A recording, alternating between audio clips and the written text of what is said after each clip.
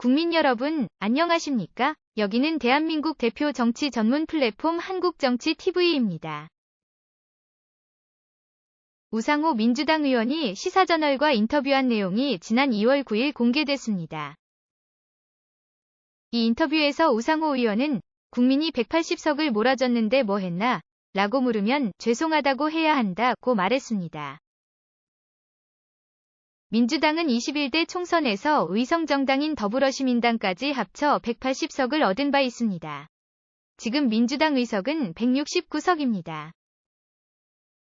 이처럼 우상호 의원은 민주당이 별다른 성과를 내지 못했다고 인정하고 사과했습니다.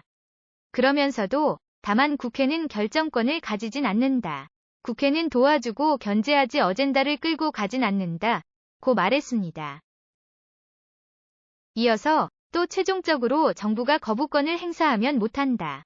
중요한 건 대통령이다. 정권을 잡아야 일할 수 있다고 했습니다. 그래도 다수 의석을 앞세워 경찰개혁 입법 등을 추진했다는 지적에 대해서는 하지만 모든 걸 일방적으로 추진할 수는 없다. 오만한 부분은 지방선거처럼 국민들이 심판할 것이라고 말했습니다. 우상호 의원은 그런 측면에서 보면 우리 당의 열성 지지층 당원들의 서운함도 이해한다. 다만 의석이 많다고 모든 것을 다 할 수 있는 건 아니다. 그런 점은 양해 부탁드린다고 했습니다.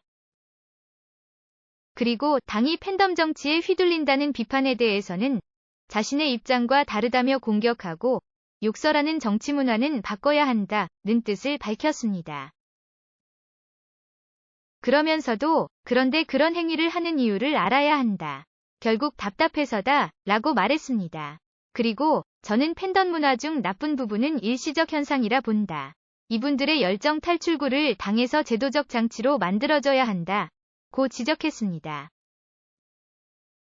이재명 당대표 사법 리스크에 대해서는 검찰이 수백 번의 압수수색에 이어 연이은 소환 조사, 이 대표 주변에 대한 참고인 조사, 각종 증인 확보 등 별짓을 다 했는데 결정적 물증이 하나도 나오지 않았다고 주장했습니다.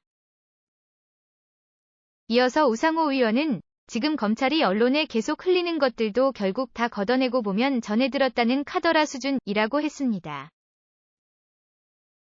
우상호 의원은 정말 이 대표의 유죄를 증명할 수 있는 결정적 증거가 제시된다면 저부터 나서 대표직을 내려놓으라고 할 것이라고 말했습니다. 그리고 제가 지난 대선 때 선대위 총괄선거대책본부장이었다.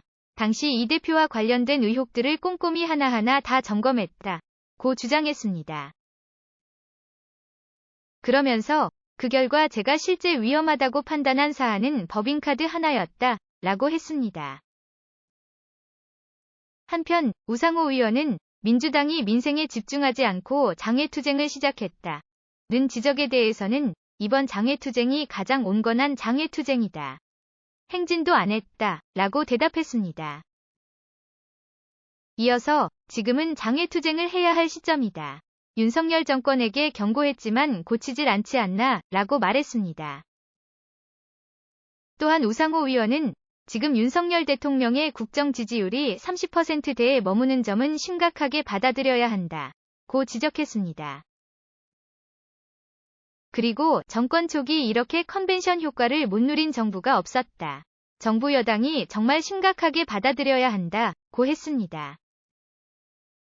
지금까지 대한민국 대표 정치 전문 플랫폼 한국정치TV였습니다.